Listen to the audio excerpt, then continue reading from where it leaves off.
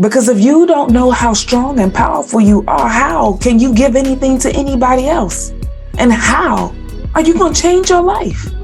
So here's one of the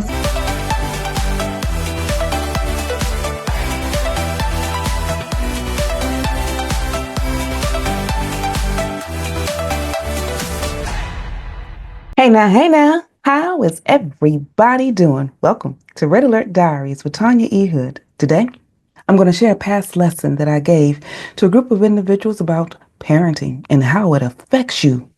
It affects us in many ways moving forward with how we parent our children, and from the past, how were you raised and how is it showing up? Let's listen. Because a new way of thinking will often lead to new behavior. And when you have a different thought in your behavior, it will shift what you believe.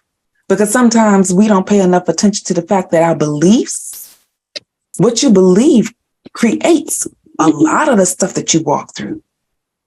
And our beliefs are often given to us by how we were raised, the people and things that we're exposed to. But what we don't often check is if that belief was a belief we should have had. Because see, my grandmother raised me. And I'm thankful because I learned a lot of things. But I also picked up on some beliefs that she had that was not supporting me. And because I listened to some of the stuff that she told me to do, it kept me in more of a hot mess moment than I desired and gave me thought processes that weren't supporting me.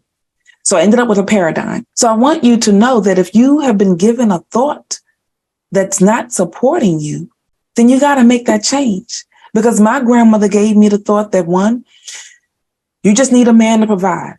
And you often find a man that will want to use and abuse you. So always put everything over here and do stuff on your own. That strong Black woman scenario was a good thing because she was raised in an environment where men in the Black community were taken away. So you had to be strong. Well, that wasn't always part of my journey. So I was raised with some pieces where I had to do it all by myself. And because I decided to do it all by myself, in my marriage, my ex decided on the back end, well, you've been doing everything on your own. You might as well figure out how to do it by yourself now. When the dynamic of us being together for 11 years changed. Because in that 11 years, I was supporting you to get to a better position. In that 11 years, I was helping you move into a direction. Because if it wasn't for us supporting one another, the lifestyle that we had, we would have never had. So now for you to tell me and make me think I got to do this by myself because I'm strong. Yeah, I'm strong, but I ain't going to be strong alone. So I want you to recognize that the paradigms that you embrace, those things that you hold true to who you are because they came from your life experiences. And you are often put self-imposed rules on what you do so that you can achieve happiness and success. I want you to take this weekend and look at what you believe about money, what you believe about marriage. What do you believe about yourself? Because there are moments that there's some pieces that were sitting in our soul that we believed about ourselves that our divorce has drudged up or will drudge up. So let me give you my example. When I got divorced, the ex told me all these things about myself that I wasn't. I wasn't cute. I wasn't this. I wasn't, all his wasn't, right? When you decide in your relationship, because part of my paradigm was let the man have what he wants, feel how he feels, because as a wife, you're to be supportive and caring and loving and giving. I am. But it did not mean that I was supposed to lose my identity. It did not mean that I was supposed to lose elements of myself to make certain that he felt whole. So Tanya lost Tanya. And I was in an 11-year marriage with a man that did not know me. I was in an 11-year marriage with a man that did not understand me. Because on the heels of my divorce, when I was going through the chaos, love is something I did not feel anymore. Because my ex decided to strip me of it and use it as a weapon. Because he tapped into some past pieces that people were using as a weapon against me. And that rose up an anger inside of me that made me want to deal with things just a little bit different. Because your past experiences and those self-imposed rules that the world kinds of drop on you, you got to change that. Because if you get a new idea, it stretches your mind. And with that change in your mind, once a mind is stretched, it never goes back to the way it was. So I had to go back and see, where did I create this thought that I am not good enough, or that I have to lose me for somebody else to be whole? You aren't supposed to lose you for somebody else to be whole. So one of the first things I want you to do, remember who you used to be. Remember who you used to be when things were good for you, when life was fun. Sometimes we got to go back to our 8-year-old self to discover, who were we before the world told us we were not enough? The 8-year-old Tanya was fearless. The 8-year-old Tanya was bold. The 8-year-old Tanya would do some things, and if you came at her, what? Because I had to find my 8-year-old. But there was also another piece of me that I had to go back and protect, because some of the reasons why that 8-year-old was so bold is because I am also a daddyless daughter and a motherless child. So because I had abandonment issues, because I had people making me think when I was younger, if your mother didn't want you, who would really want you? And my ex tapped into that. So I had triggers from my past that he just dredged up. So I had to get clear about who I am at the core of my being. Know who you are. What are your strengths? What do you bring to the table? Identify what's triggering you so that you no longer let those triggers be something that drives you to a place where you are minimizing your brilliance or minimizing your excellence. Because if you don't know how strong and powerful you are, how can you give anything to anybody else? And how are you going to change your life? So here's one of the first things that I had to do. Know what you're experiencing. If there are people that you are around that make you feel some type of way, address that. Why are they making you feel that way? Is it really something wrong with them, or is it something in your past that they're dredging up that's triggering you? Figure out what that is. If you already know that I used to be strong and powerful, I don't even know why I keep letting him talk to me like this, because that was one of my first things. Why do I keep letting this man talk to me any kind of way? Because if it was somebody other than him, I would have checked them by now.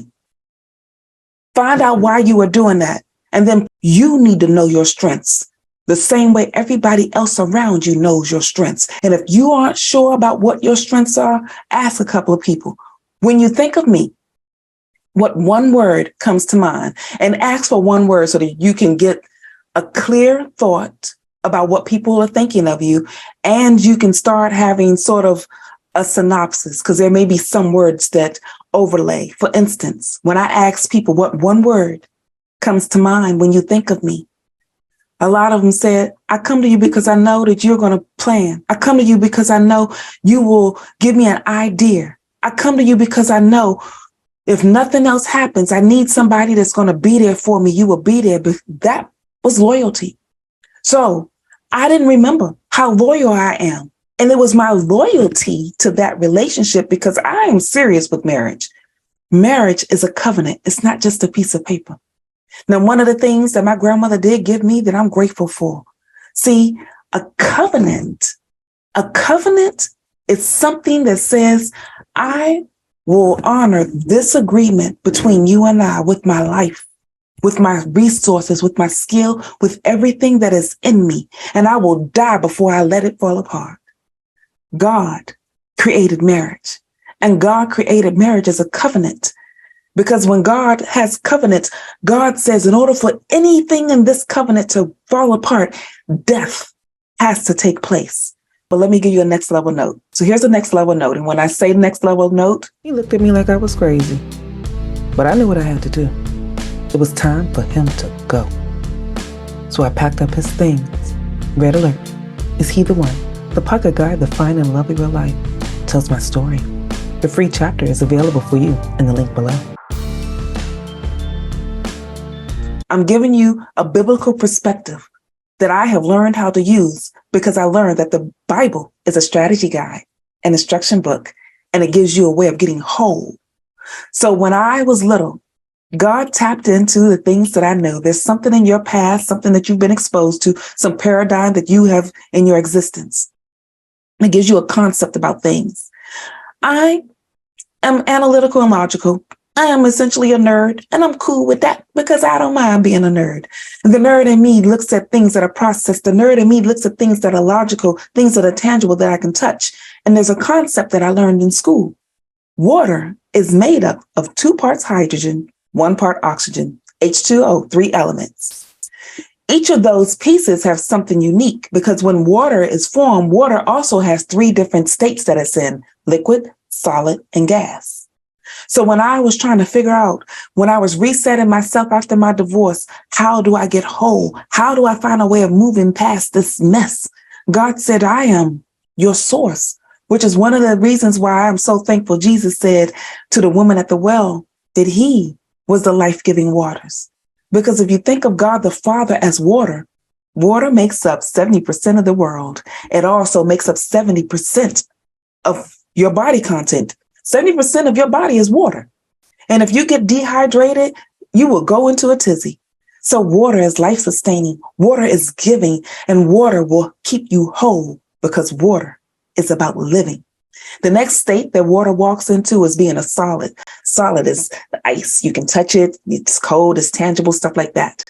Jesus in God form poured out his deity so that we can touch him, so that we can get a living example of who God is. And then there's gas. Gas is the other form of water. The Holy Spirit is like gas. It goes everywhere. And depending on how close you are to it, you can actually see the steam coming off of things. So if God is like the essence of H2O, 3 forms, all strengthened, I can be strengthened in any relationship that I am in. I now knew my triggers. He could no longer trigger me because I discovered the strength that Tanya has. I am natural, logical, and analytical. Those are strengths. I am supportive and caring and loving. Those are strengths. And I will not be made to feel like the strength that I have needs to be used or abused so that you feel good. I can use those strengths and still stay strong. But if anybody wants to make you think that who you are has to be lessened for them to be better, that's not healthy. So know who you are at the core of your being. Find your strengths. And so for today, if you don't remember anything else I've shared, here's what I need you to remember. That you don't have to lessen yourself. You just need to recognize what level are the individuals in your life. Level 1, close to me in the house. Level 2, around the fence. Level 3, out there in the public. Be you, loving, supportive, caring, and giving. But don't sacrifice if they are not worth the sacrifice because they're not in the house. And if you want someone to join you on the journey, feel free to go to my website, tanyaehood.com. There you can click on the Work With Me tab and see the various ways that we can work with one another. In the meantime, this is Tanya E. Hood, walking in my purpose, and I want you to do the same.